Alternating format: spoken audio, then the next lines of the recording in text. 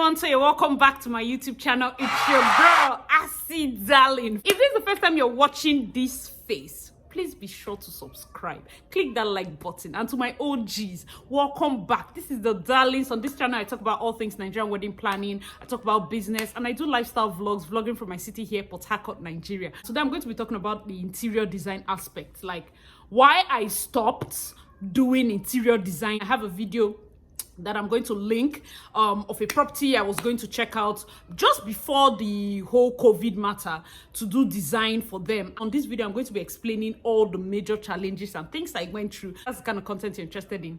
Please keep on watching. My name is Asitonka Aggrey-Abah and the channel is called Darlyns because I'm such a darling.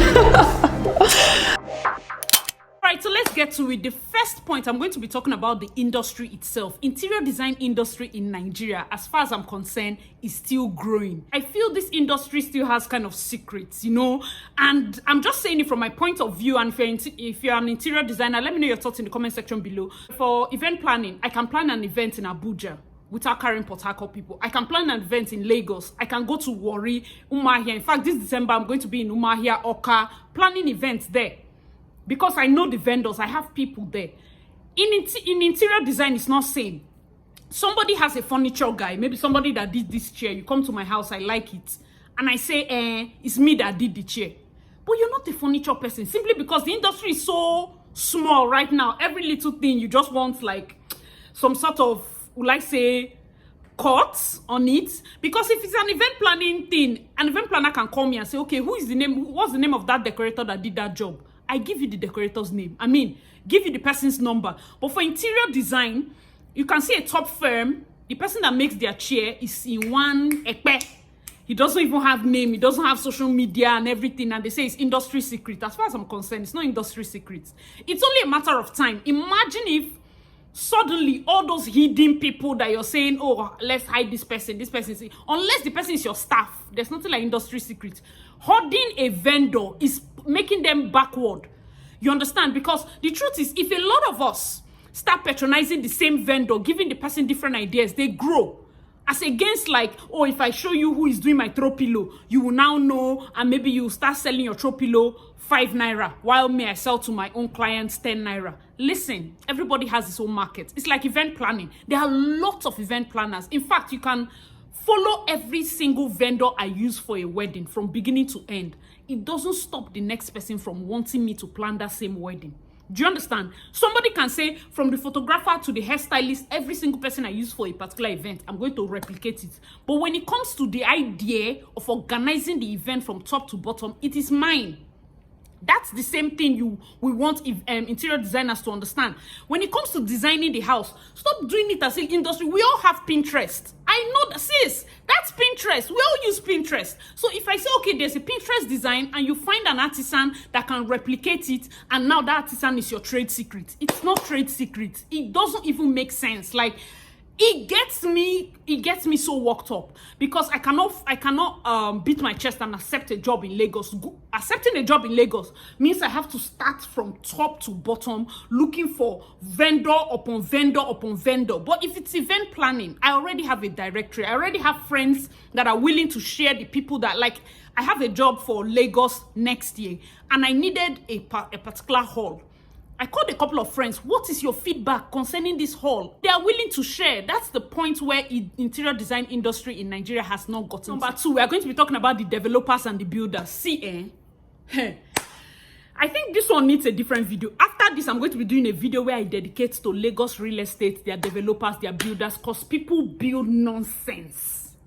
I told a friend of mine, she was like, there was a particular job. She was asking how was my interior, and I said there was a particular job I actually rejected. I entered inside and I couldn't, guys. I couldn't. I don't know who said 3D epoxy should be used everywhere in your house. I get it, it's some people's business, but for Christ's sake, there should be no lake in your parlor. I mean, I don't know why there's waterfall, like, in your bathroom. Like, those things don't even make sense. Builders and developers have a way of just, like, you enter a house, it's not properly built. So even as an interior designer, you're wondering what to do with the space. When you start suggesting things to the client, it's almost like break here, arrange here, do this. I did engineering, so by the time I'm looking at it, I'm like, no, this door is even opening wrong. This thing is even moving like, and it almost seems like the clients have to pay a lot of money to, and they say, no, just put the furniture, just tell us where to put. And that alone is almost like painting over something that is not good. And for me, my OCD is just, it will not even allow. Let's not even enter bathroom and those people that have like 7 tile colors or 7 tile patterns inside one bathroom. Please, let nobody test me. Let's get to point number 3. Point number 3 is clients not knowing what exactly we offer. And that's the same thing. Like when I started in event planning in Port Harcourt here, it wasn't as popular. I mean, Lagos was popular, but Port Harcourt, I was having to explain to people like, I'm an event planner. No, I'm not the decorator. No, I'm not the caterer. No, I'm not this. I am the planner. So it's the same thing with interior design. There's interior design and there's interior decorating. So interior designers are the ones that go for trainings and the decorators are the ones that just basically style. You can style the property. You don't need to do any structural work and all of that. For the interior design, you learn electrical, the fittings, where to put the lights, where to put this. You basically learn a little bit into the architectural part so that you can know how to bring the design together. But for the decorating, you can just put your throw pillows, put your chairs, put your couch, do the layout and all of that. So having to explain most times to clients, and they're like, I have architects, I have this person, just come and drop things, just come and put. And some people have very queer requests, like purple sofa with lemon throw pillow. You know, there's some colors that, yes, we're pursuing money, and if the client says he wants purple and yellow, give him purple and yellow. But the truth is, I will never snap that picture and put in my page. Do you understand? Like, there's some houses that when you finish, you're like, let me just finish this one and let my account be happy. But it is not coming anywhere near my portfolio. So having those kind of experiences sometimes has a way of dampening your spirit when it comes to interior design. Point is lack of good and accessible artisans. So even here in Port Harcourt or there in Lagos, there is a lack of good and accessible artisans. Why this is prevalent is because, like I said, a lot of industry leaders are still hoarding artisans. These people have no knowledge of social media. Like initially in event planning, you see event planners, you do something like a menu and you say menu by me, 3003 events. I'm not the menu person. Obviously, I use the printer, but I'm saying menu by me so that you don't maybe know my printer. But the truth is, as time went on, these printers got Instagram, sponsored their ads, and then we are seeing it. It's the same thing with interior design.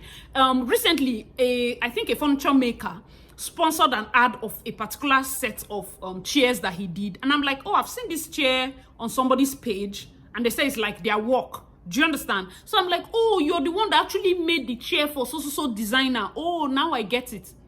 Do you understand? So sometimes tagging these people and having them receive other patronage, other ideas, it perfects their crafts. Hoarding them, they hoard their talent, they continue to be backward. And that's why we cannot find proper artisans. When they spoil your chair, I'm telling you, they can spoil. It's not event planning now that you spoil decoration, you adjust it. If you spoil a sofa like this, redoing the sofa is going to cost the price of, let's say, a small chair.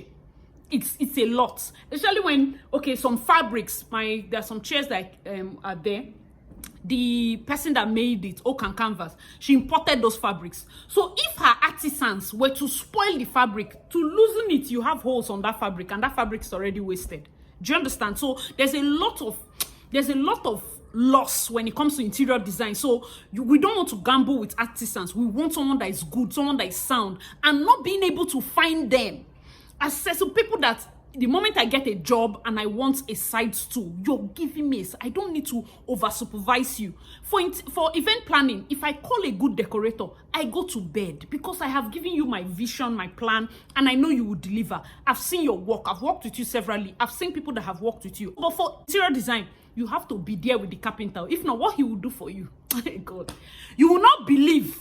This same person that did a bed for you and the bed was so good. In fact, you went to tell everybody that you know how to do bed. The day you collect money from people, the kind of bed he will do for you, you will even start crying.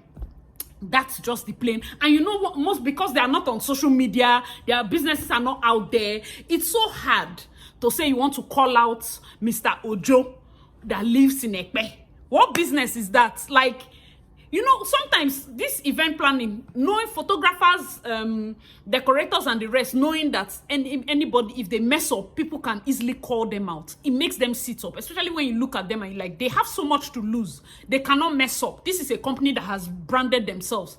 But for artisans, you want to call which carpenter? Who knows him now? If you talk, that one is your own business. Do you understand? So that was like one major thing for me. So the last point, problematic jobs. It's the same with event planning. Yes, we have problematic clients. You can return the money. The same thing with interior design. But then when it comes to interiors, the problematic jobs can be so bad. Maybe you have said, okay, this interior design job is going to take a span of 3 months. And then you have clients that when they called you, they said the money is available. But then that your 3 months job is rolling into 1 year. Oh, my container. Oh, my this. And because you're not charging per hour or per day, maybe let's say you're not charging per hour, that now becomes a job that is lasting longer than what the money stipulated can cover. So you have to keep going, sending artisans, jobs become problematic. Another good thing about that is because when you experience that kind of thing, it helps you when you're writing your contracts. You put it there like, see, if by the time you're calling me for my service, the service is stipulated for this so time, the money should be available so that we can finish and whatever, deliver your project within so period of months or days. Another thing is, even if the money is available, plumber now can do nonsense. Water is leaking. Oh, you have to raise all the furniture. Plumber will now use another 2 weeks to fix what he did. You're bringing this. There can just be problems. There are lots of problems associated with interior design that initially, because I'm doing also a very demanding job like event planning, I'm not able to balance the two. When you're having a side hustle that is like your real hustle, like the both of them are dragging for your attention. In fact, interior design is more demanding than event planning because you have to be there 24/7. Like I said, even painters that can paint, they might go and paint past the place that you told them to paint. You will say, why did you pass here? Uncle, I told you to stop at 3 meters. You passed those 4 feet. You went to this. You will talk and talk. And when it comes to interior design, you will so talk. So that one, you need to have a staff on ground and all of that. Just enough for me to just talk about the problems. Let me talk about the solutions. So the first solution, I think, is for artisans to wake up and start branding their businesses. So if you're delivering maybe chairs, furnitures, minimalistic furnitures, fine accessories, start pushing your products on Instagram, start to sponsor your ads. That way, your ads get in front of the interior designers. You don't wait for people to refer you. Sponsor your ads on Facebook, on Instagram, Twitter, whatever platform. Keep sponsoring your ads. Because if you're waiting for, oh, I did a job with this big interior design firm, she said she will refer me. They don't refer. You become their little secret. You become the place where they come and look for nice, ornamental this. They don't want to tell any other person that you exist. So don't leave your success in the hands of anybody.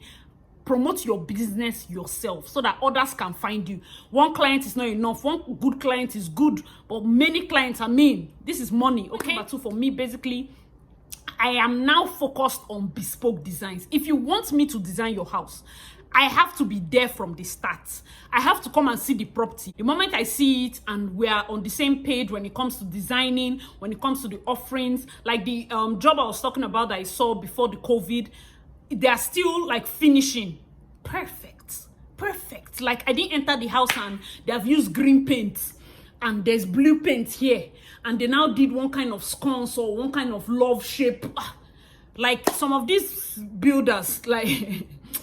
Today is not your day. I have a separate video for you because I cannot count. The interior design industry in Nigeria has a lot of potentials and I'm very optimistic that they can grow even further, even up to where events industry is right now in Nigeria, where there are more artisans, there are more vendors, there are more interior designers. And you know, when there are a lot more interior designers, the idea and the concept grows better, and then we can find better vendors, better accessories, and better products for us to design our homes. Hope you guys enjoyed this video. I remain your girl Darlyns. Give this video a big fat thumbs up if you learned a thing or two.